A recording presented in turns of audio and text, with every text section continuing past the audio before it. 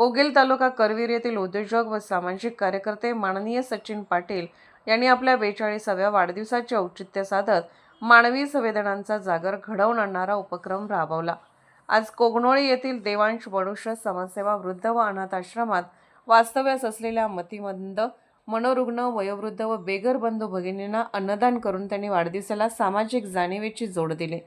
आश्रमातील निराधारांच्या जीवनात क्षणभर का होईना पण समाधान, मायेची ऊब आणि आपुलकीची भावना निर्माण झाली।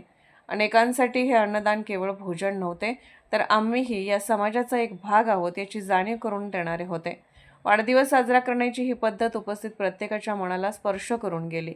या सेवाभावी उपक्रमात उद्योजक सचिन पाटील, मुरलीधर कोळेकर, अलाबक्ष शिरगुपे, युवराज खोत, नाना निकम, उत्तम खोत, सर्जेराव खांडेकर यांच्यासह अनेक प्रतिष्ठित मान्यवर व ग्रामस्थांनी मोठ्या संख्येने सहभाग नोंदवला।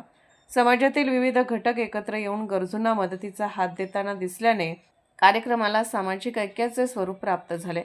यावेळी बोलताना माननीय उद्योजक सचिन पाटील यांनी आपले भावनिक मनोगत व्यक्त करत सांगितले की जीवनात मिळालेलं यश हे समाजाच्या ऋणातूनच मिळालेलं असतं।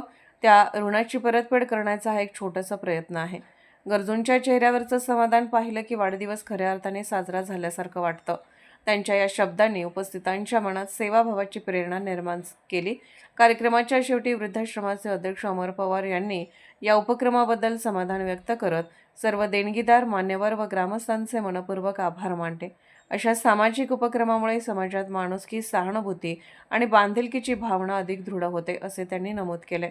उद्योजक सचिन पाटील यांचा हा वाढदिवस सोहळा सेवा, करुणा आणि सामाजिक जबाबदारीचा संदेश देणारा प्रेरणादायी क्षण ठरला असून इतरांनीही आपल्या आनंदाच्या क्षणी समाजासाठी काहीतरी करण्याची प्रेरणा घेण्यासारखी ही कृती आहे।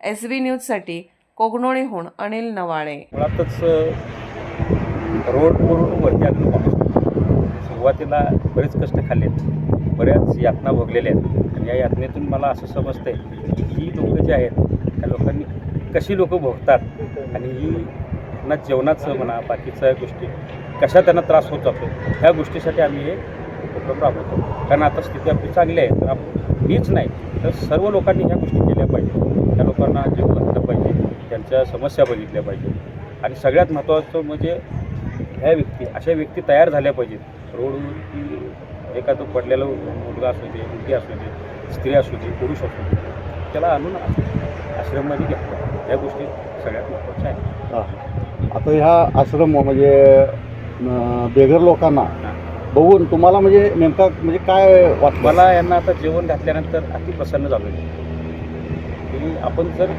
10 रुपये कमवत असेल तर अशा लोकांना 1 रुपया खर्च केला पाहिजे। हे सर्व म्हणजे सगळ्याच उद्योजकांनी ह्या गोष्टी बघितल्या पाहिजे। येणाऱ्या भविष्यामध्ये वृद्धाश्रमसाठी आपली भूमिका काय असणार? मला असं वाटतं आता वृद्धाश्रम बघितल्यानंतर असं वाटतं की असे आपण 2-4 निर्माण करावी आणि अशा लोकांना आपण सहकार्य करावं, एवढंच।